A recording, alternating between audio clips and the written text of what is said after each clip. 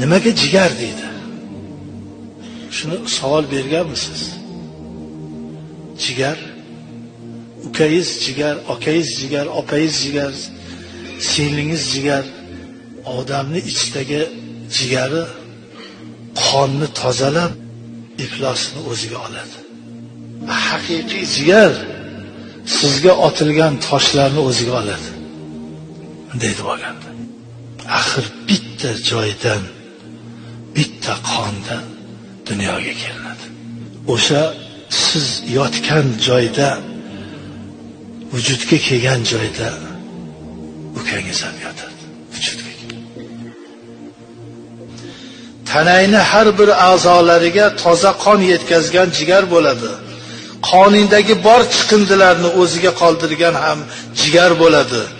Jigarni qadriga